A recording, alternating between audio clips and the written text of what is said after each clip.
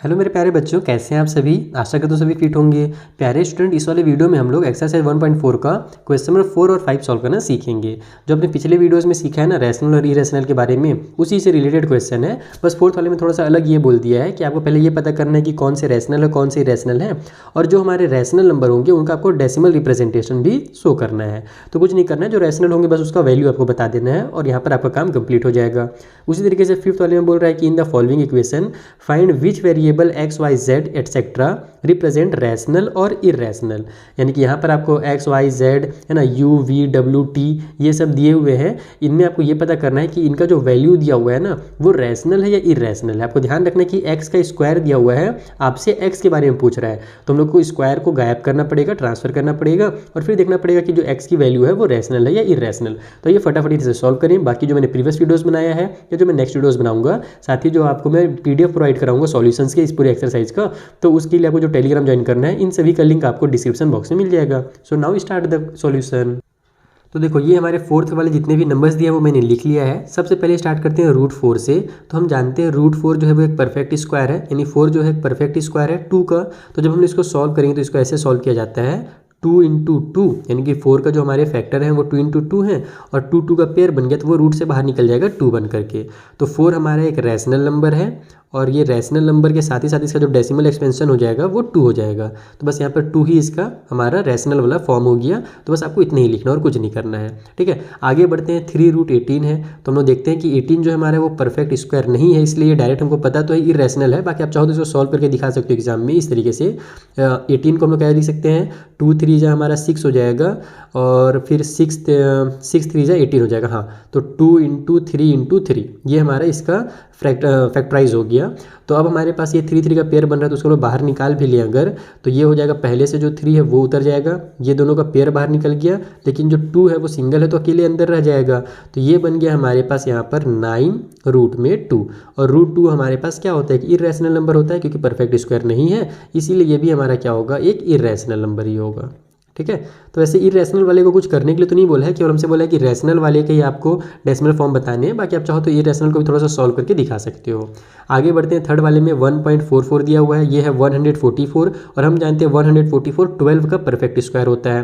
12 into 12 is equal to 144 होता है। तो उसी तरीके से अगर हम इसको फैक्टराइज करना चाहें तो डायरेक्ट हम ऐसे लिखेंगे कि 1.2 इंटू 1.2। अगर 1.2 और 1.2 का मल्टीप्लाई करोगे तो हमारा 144 आ जाएगा।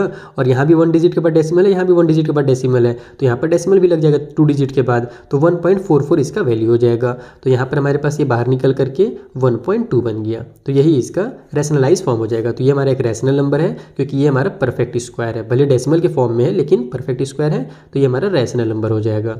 आगे बढ़ते हैं। 9/27, तो यहाँ पर 9 तो हमारा परफेक्ट स्क्वायर होता है 3 का, लेकिन 27 परफेक्ट स्क्वायर नहीं होता। अगर इसको हम सॉल्व करके लिखना चाहें तो ऐसे लिखेंगे 3 इंटू 3 डिवाइड बाई में 3 3 जा 9 और 9 3 जा हमारा 27 होता है। तो यहाँ से इसका पेयर बन जाएगा तो ये 3 बाहर निकल जाएगा, नीचे में इन दोनों का पेयर बन गया तो ये भी 3 बाहर निकल जाएगा, लेकिन एक 3 का पेयर नहीं बन रहा है तो वो रूट के अंदर ही रह जाएगा। तो यहाँ पर इसको अगर आप कट करोगे तो 3 से 3 कट हो जाएगा और ये हमारा आ जाएगा 1/√3। लेकिन यहाँ पर हमारे पास ये डिवाइड बाई में एक इरेशनल नंबर है, इसीलिए हमारा ये जो नंबर होगा एक इरेशनल नंबर हो जाएगा। इसका भी खेल खत्म। आगे बढ़ते हैं। 64 के पास आते हैं। निगेटिव वाला है, लेकिन हमारा 64 जो होता है वो 8 का परफेक्ट स्क्वायर होता है, 8 8 जा 64, इसीलिए हम लोग इसको ऐसे लिख सकते हैं माइनस के साइन के साथ 8 इंटू 8 और 8 का पेयर बन रहा है तो 8 बाहर निकल जाएगा, लेकिन माइनस की साइन भी लग जाएगी, तो -8 जो होगा इसका रैशनलाइज फॉर्म हो जाएगा, यानी कि डेसिमल एक्सपेंशन हो जाएगा। तो ये हमारा क्या हुआ, एक रैशनल नंबर हो गया। उसी तरीके से हमारा जो 100 है वो क्या होता है, 10 का परफेक्ट स्क्वायर होता है, 10 इंटू 10 इक्वल टू 100 होता है। तो यहाँ पर हो जाएगा इसका फाइनल आंसर कि ये भी एक रैशनल नंबर है। तो इस तरीके से आपको रैशनल इरेशनल बस फाइंड करना है और कुछ करना नहीं था। सिंपल से क्वेश्चन थे, 3 की तरह ही था। मेरे को पिछले ही वीडियो में इसको कंप्लीट कर लेना था, मैंने ध्यान नहीं दिया, कोई बात नहीं। चलो आगे बढ़ते हैं और फिफ्थ वाला जो क्वेश्चन है उससे हम लोग इसी वीडियो में कंप्लीट करते हैं। तो ये रहा हमारा फिफ्थ वाला क्वेश्चन, जहाँ पर एक्स वाई जेड हमको देखना है कि ये रैशनल है या इरेशनल। तो सबसे पहले हम लोग क्या करना पड़ेगा, स्क्वायर को यहाँ से हटाना पड़ेगा। एक तरह से कह लो स्क्वायर को हमको ट्रांसफर करना है।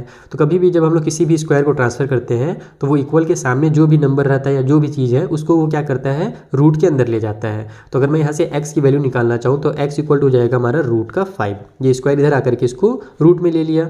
अब हमारे पास ये रूट वाला 5 जो है वो क्या है, इरेशनल नंबर है, यानी कि जो एक्स की वैल्यू होगी वो क्या होगी, एक इरेशनल हो जाएगा। जाएगी, क्योंकि रूट 5 हमारा परफेक्ट स्क्वायर नहीं है, और कोई भी नंबर अगर रूट के अंदर है और वो परफेक्ट स्क्वायर नहीं है, इसका मतलब वो एक इरेशनल नंबर होगा। आगे बढ़ते हैं, y का स्क्वायर है तो y इक्वल टू हो जाएगा रूट में 9, और 9 जो है जब हम लोग सॉल्व करते हैं तो ये 3 बन करके बाहर निकल जाता है। इस तरीके से 3 × 3 9 होता है, तो ये बन गया 3। तो 3 क्या एक रैशनल नंबर है, क्योंकि इसके नीचे हमेशा एक 1 छुपा हुआ है। कोई भी नंबर है ना लिखा हुआ होल फॉर्म में तो उसके नीचे हमेशा 1 रहता है। इसका मतलब कि जो y की वैल्यू होगी वो क्या होगी, रैशनल हो जाएगी।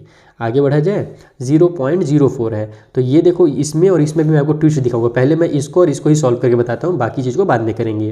तो 0.04 अगर है तो z इक्वल टू हो जाएगा हमारे पास, या फिर चाहो तो आप यहाँ पर से डेसिमल को गायब करके भी इसको सॉल्व कर सकते हो, लेकिन बिना गायब के भी सॉल्व कर सकते हो, जैसे भी आप चाहो। जैसे मैं डेसिमल को गायब अगर कर दूँ ना तो ये मेरा क्या हो जाएगा, z स्क्वायर इक्वल टू 4/100 हो जाएगा, क्योंकि डेसिमल के बाद कितने डिजिट है, 2 डिजिट है, तो इसको मैं 4/100 लिख सकता हूँ। अब अगर मैं रूट को इधर फेंकूँ यानी स्क्वायर को इधर फेंकूँ तो ये मेरा हो जाएगा 4/100।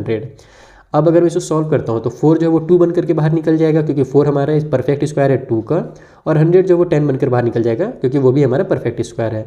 तो 2/10 आ गया, 2/10 यानी p/q के फॉर्म में आ गया। इसका मतलब कि ये क्या होगा, एक रैशनल नंबर होगा। लेकिन आगे बढ़ो, यहाँ पर देखो अगर 0.4 दिया हुआ है, अगर इसी मेथड से मैं इसको भी सॉल्व करूँ तो t स्क्वायर इक्वल टू हो जाएगा हमारा 4/10, ठीक है, क्योंकि यहाँ पर डेसिमल के बाद एक डिजिट है तो नीचे में इस बार 10 लिखेंगे हम लोग, इसको अगर फ्रैक्शन के फॉर्म में लिखना चाहें तो। अब स्क्वायर को अगर इधर ट्रांसफर करूँ, सॉरी स्क्वायर यहाँ पर नहीं रहेगा इस बार, इधर अगर मैं ट्रांसफर करूँ तो ये हो जाएगा हमारा रूट के अंदर 4/10।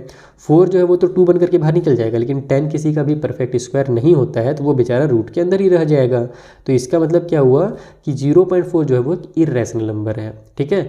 0.04 जो था वो हमारा रैशनल नंबर था, लेकिन 0.4 जो है वो एक इर्रेशनल है। तो यहाँ पर आप लोग टी की वैल्यू लिखोगे इर्रेशनल। बाकी जो बच गया फटाफट उनको सॉल्व मार लो। यहाँ पर हमारे पास u का स्क्वायर 17/4 है, तो u इक्वल टू रूट के अंदर 17/4 हो जाएगा। 4 तो 2 बन करके बाहर निकल जाएगा, लेकिन 17 ऊपर में 17 ही रह जाएगा। तो 17 हमारा चूंकि होल नंबर नहीं है यानी परफेक्ट स्क्वायर नहीं है, इसीलिए u की वैल्यू भी क्या होगी, इर्रेशनल हो जाएगी। 3 आ गया तो v इक्वल टू हो जाएगा √3, क्योंकि इधर स्क्वायर जाएगा तो रूट में ले लेगा, और √3 क्या होता है, इर्रेशनल नंबर होता है।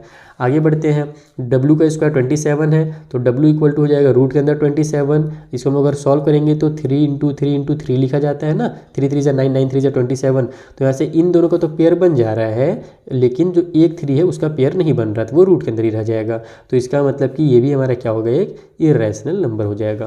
तो इस तरीके से आपको क्वेश्चन नंबर 5 और 6 सॉल्व करने, सॉरी 4 और 5 सॉल्व करने थे। आई होप एकदम अच्छे से क्लियर होगा। कुछ भी डाउट हो तो इंस्टाग्राम के थ्रू पूछिएगा। मिलते हैं अब हम लोग नेक्स्ट वाले वीडियो में, जहाँ पर जो आगे क्वेश्चन है ना उन्हें मैं आपको इसी तरीके से बेसिक कॉन्सेप्ट के साथ समझा दूंगा। Thank you for watching.